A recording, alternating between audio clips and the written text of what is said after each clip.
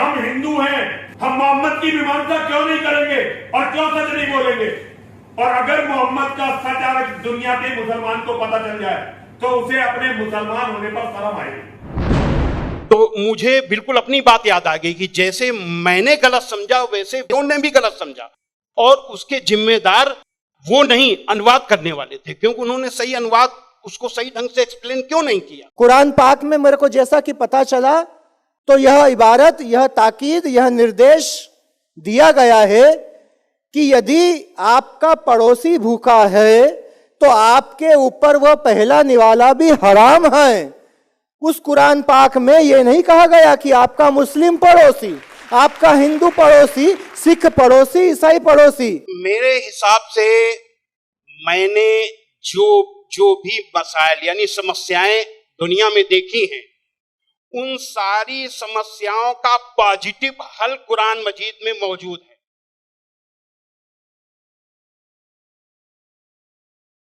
अगर इस्लाम की असलियत, जिसके लिए मौलाना कहते हैं कि अगर मोहम्मद के बारे में बोला तो सर काट देंगे, अगर ये भय हिंदू अपने दिमाग से निकाल दे, हम हिंदू हैं, हम राम के चरित्र की मीमांसा कर सकते हैं, हम कृष्ण के चरित्र की मीमांसा कर सकते हैं, हम परशुराम जी के चरित्र की मीमांसा कर सकते हैं, तो हमारे लिए मोहम्मद क्या चीज है? हम मोहम्मद की मीमांसा क्यों नहीं करेंगे और क्यों सच नहीं बोलेंगे? और अगर मोहम्मद का सच आज दुनिया के मुसलमान को पता चल जाए तो उसे अपने मुसलमान होने पर शर्म आएगी। उसे शर्म आएगी, क्योंकि हर आदमी के अंदर भगवान जो है एक नेचुरल इंस्टिंक्ट बना के भेजता है कि क्या अच्छा है, क्या बुरा, अंतरात्मा होती है सबके अंदर। और जब किसी को पता चलेगा कि तू केवल लुटेरे, डकैत और जल्लाद को फॉलो कर रहा था, ऐसे व्यक्ति को जो बलात्कारी था, ऐसे व्यक्ति को जिसने औरतों की सौदागरी की है, अगर इस्लाम के बारे में सच छाती खोलकर बोला जाता तो आज हर मुसलमान को, दुनिया के हर मुसलमान को अपने मुसलमान होने पर शर्म आती। मुसलमान को शर्म आती कि वो जब हिंदुओं के साथ बैठता तो उसे थूक के खाना देता है। उसे शर्म आती कि उसने अपने दोस्तों के साथ क्या किया। उसे शर्म आती कि तू अपने भाई जैसे दोस्त की पत्नी पर, उसकी बेटी पर गलत निगाह रखे हुए क्योंकि तू एक लुटेरे पे फॉलो करता है। ये बताने की जरूरत है। एक अखबार निकलता है उत्तरी भारत में, दैनिक जागरण, बहुत मशहूर, सबसे ज्यादा पाठक हैं उसके। उसमें एक लेख छपा था, दंगे क्यों होते हैं। बल्लाज मधोक, जो बुजुर्ग लोग हैं उनको जानते होंगे बल्लाज मधोक को, उन्होंने एक लेख लिखा था और कुरान मजीद की कुछ आयतें दी थी। तो वो आयतें देखने के लिए कि क्या वास्तव में सही है कि नहीं, मैं इलाहाबाद में एक दुकान में गया और मौलाना फतेह मोहम्मद खान साहिब जालंधरी और मौलाना अब्दुल पारिक साहब की हिंदी का अनुवाद ले आया, और उसमें हमने देखा तो वो कुरान मजीद की वो आयत वैसे ही मौजूद थी। तो मुझे लगा कि ये बात सही है, और मैंने किताब लिखी इस्लामिक आतंकवाद का इतिहास। बाला साहब ठाकरे को बहुत पसंद आई, उन्होंने उसका अंग्रेजी ट्रांसलेशन कराया, the history of Islamic terrorism के नाम से। बाद में एक सज्जन ने, अब मैं वहाँ आ रहा हूँ कि मेरा सोच कैसे बदला। मुंबई के एक व्यापारी ने मुझसे कहा कि स्वामी जी, आप जो काम कर रहे हो उसमें फंड की जरूरत है, फंड आपको नहीं मिल रहे, आप ऐसा करिए किताब इस्लाम पर लिखिए अमेरिका के लिए, कि वास्तव में इस्लाम से अमेरिका को खतरा है, तो आपको अच्छा खासा आपको वहाँ से रॉयल्टी मिलेगी, आपके सारे काम चल जाएंगे। लेकिन वो बड़ी किताब होनी चाहिए। उसको लिखने के लिए मैंने हजरत मोहम्मद सल्लल्लाहु अलैहि वसल्लम की जीवनी पढ़ी।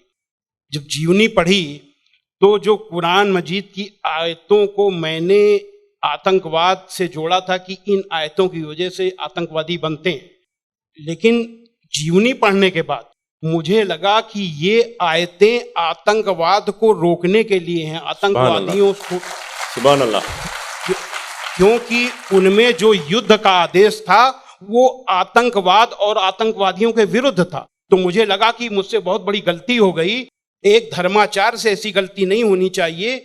और वो गलती क्यों हुई? वो गलती का जिम्मेदार मैं नहीं था, उस गलती का जिम्मेदार अनुवाद करने वाला था, जिसने ये नहीं बताया कि आयत का मतलब कैसे समझें। किसी भी, हम यहाँ जो गैर मुस्लिम भाई होंगे उनको मैं बताऊं कि आयत का मतलब समझने के लिए जरूरी है कि आयत क्यों और किन परिस्थितियों में आई, ये जब जानेंगे तभी सही अर्थ मालूम होगा। तो ये जानने के बाद मैंने एक दूसरी किताब लिखी, इस्लाम आतंक या आदर्श, यानी इस्लाम में आतंक नहीं, आदर्श ही आदर्श है। और इसका हम दूसरा उदाहरण और हम दे रहे हैं, क्योंकि हमने एक दूसरी किताब भी लिखी है। एक बार मैं जा रहा था, अभी थोड़े दिन की बात है, तो एक सज्जन से मेरी बातचीत होने लगी। मैंने कहा इस्लाम में आतंकवाद है ही नहीं। तो उन्होंने क्या किया, अपने मोबाइल में दिखाया एक इंटरनेट से कि आज से 100 साल पहले ब्रिटिश पार्लियामेंट में एक भूतपूर्व जो प्रधानमंत्री विलियम ग्लैडस्टोन थे, उन्होंने कुरान मजीद को लहराते हुए उसके बारे में कुछ नेगेटिव चीजें कही थी। तो मुझे बिल्कुल अपनी बात याद आ गई कि जैसे मैंने गलत समझा वैसे विलियम ग्लैडस्टोन ने भी गलत समझा, और उसके जिम्मेदार वो नहीं, अनुवाद करने वाले थे, क्योंकि उन्होंने सही अनुवाद उसको सही ढंग से एक्सप्लेन क्यों नहीं किया। अब इन सारी चीजों जो मैंने इस्लाम को देखा, कुरान को देखा, उसके हिसाब से मैं एक छोटे से निष्कर्ष पे पहुंचा कि इंसान में इंसानियत लाने के तरीके का नाम इस्लाम है। और ये जुमला नहीं है, ये जुमलेबाजी नहीं है कि मैं अपने तरफ से मैंने कोई एक मुहावरा कह दिया, एक जुमला फेंक दिया। ये बात दलील के साथ मैं बताऊंगा, और मैंने दलील के साथ देखा है। ये इंसानियत के दुश्मन है, काम, क्रोध, मद, लोभ, मोह, ये दुश्मन है। और कुरान मजीद में इन सब के लिए बहुत ही बड़ी बुराई बताया गया है और रोक लगाई गई है। पहले एक चीज हम काम को ले लेते हैं। काम यानी कि किसी भी महिला को, किसी भी औरत को अपनी बीबी को छोड़ करके, और दुनिया की जितनी महिलाएं हैं उनको अपनी मां, बहन, बेटी समझना। कुरान के सूरा 24 आयत नंबर 30 में है, ऐ मोहम्मद मोमिनों से कह दो कि वे अपनी गैर जो भी महिलाएं हैं, जो उनको देख करके अपनी निगाहें नीची रखा करें और अपनी शर्मगाहों की हिफाजत करें। यानी जब सुभान अल्लाह, मर्द जब अपनी पत्नी के सिवा किसी को देखे तो आंख न मिलाए उससे, अपनी निगाहें नीची कर ले और मर्यादा में रहे। ये पुरुष के लिए ये बनाया गया नियम, और यही नियम औरत के लिए भी, दोनों के लिए वही नियम बनाए गए। ये नहीं कि केवल औरत के लिए। कहते हैं कि इस्लाम में औरत को दबाया जाता है, लेकिन मर्द के लिए कितना सख्ती से नियम बनाया गया। तो ये काम के लिए कितनी सख्ती की गई। क्रोध, गुस्सा के लिए सबसे पहले गुस्सा का तरीका इस्लाम में इतना आसान बताया गया कि देख करके मैं सबसे ज्यादा प्रभावित हुआ। कहा जाता है अगर गुस्सा अगर किसी का रुक जाए तो वो पूरा संत बन गया, साधु बन गया। और कितना बढ़िया तरीका इस्लाम में बताया गया, कुरान में बताया गया है कि माफ कर दो, किसी के गुनाहों को माफ कर दो, और जब माफ कर दो गुस्सा खत्म। और सबसे पहले ये हुक्म दिया गया पैगंबर को। सूरा 7 आयत नंबर 199 में हुक्म आया कि ऐ मोहम्मद माफी का तरीका अपनाओ और भलाई का हुक्म देते रहो और अज्ञानियों से किनारा कर लो। सबसे पहला माफी का हुक्म अगर आया तो अपने पैगंबर के लिए आया। और ऐसे लोगों को क्या कहा गया, सूरा 3 आयत नंबर 134 में अल्लाह का हुक्म है कि जो लोग तंगी और खुशहाली की हर हालत में अच्छे से अच्छा काम करते हैं और गुस्से को रोकते हैं और लोगों के गुनाहों को माफ करते हैं, तो अल्लाह ऐसे लोगों को पसंद करता है जो ऐसे अच्छा से अच्छा काम करते हैं। हजरत मोहम्मद सल्लल्लाहु अलैहि वसल्लम पर कुरान उतरने के बाद आपके दिल में उतर गई, दिल में उतरने के बाद आपके कर्मों में उतर गई। आपके एक एक कर्म कुरान में अल्लाह के हुक्म के अनुसार हुआ करते थे। आपने पहले खुद अपने आचरण में लिया, अपने अखलाक में लिया, तब दूसरों को बताया। फतेह मक्का के दिन वो अबू सुफियान जो आपके खिलाफ मक्का की एक एक लड़ाई में आपका के खिलाफ नेतृत्व करते थे, जब वो सामने पड़े फतेह मक्का के दिन, तो हजरत मोहम्मद सल्लल्लाहु अलैहि वसल्लम ने कहा कि आज अबू सुफियान को माफी, और जो अबू सुफियान के घर में दाखिल हो जाए उसे भी माफी। आज जो अपने घर के दरवाजे बंद कर ले उसे माफी, जो मस्जिद में चला जाए उसे भी माफी। अब आप सोचिए, जिस मक्का में कदम कदम पे आपका विरोध था, कदम कदम पे आपके रास्ते पे रोड़े अटकाए गए, और जो 10,000 लोगों की फौज के साथ आप जब पहुंचे तो किसकी हिम्मत थी कि सामने होता? सारे के सारे लोग छिप गए। जब हजरत मोहम्मद सल्लल्लाहु अलैहि वसल्लम ने देखा कि कोई नहीं दिखाई दे रहा तो बहाना बनाया माफी देने का। ये बहाना क्या बनाया कि जो यहां चला छुप जाए उसे माफी, जो वहां छुप जाए उसे माफी, जो वहां छुप जाए उसे भी माफी। यानी किसी न किसी बहाने सबको माफी, माफी, माफी और माफी। माशाल्लाह। मेरे हिसाब से मैंने जो भी मसाइल यानी समस्याएं दुनिया में देखी हैं, उन सारी समस्याओं का पॉजिटिव हल कुरान मजीद में मौजूद है। बस देखने की जरूरत है। जो ईश्वरी किताबें होती हैं वो बहुत ही रहस्यमयी होती हैं, उनको समझना आसान काम नहीं है।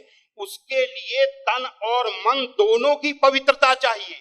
केवल शरीर नहाया धोया ना हो, केवल शरीर की को पाक करने की ही केवल जरूरत नहीं है, मन को भी पाक करने की जरूरत है। जब शरीर और मन से पाक होकर के आप देखेंगे तो उसका रहस्य समझ में आएगा। आपकी हर समस्या का हल कुरान मजीद में मिल जाएगा। और उसी नजरिए से आज का मुसलमान कुरान मजीद को नहीं देख रहा, इसीलिए समस्याएं पैदा हो रही।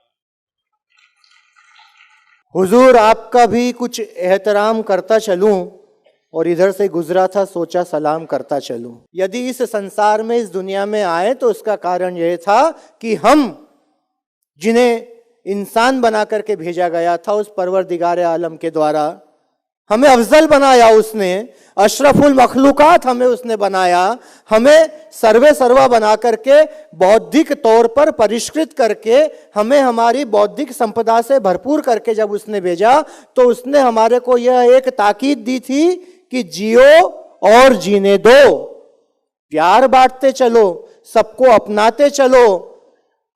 कुरान पाक में मेरे को जैसा कि पता चला तो यह इबारत, यह ताकीद, यह निर्देश दिया गया है कि यदि आपका पड़ोसी भूखा है तो आपके ऊपर वह पहला निवाला भी हराम है।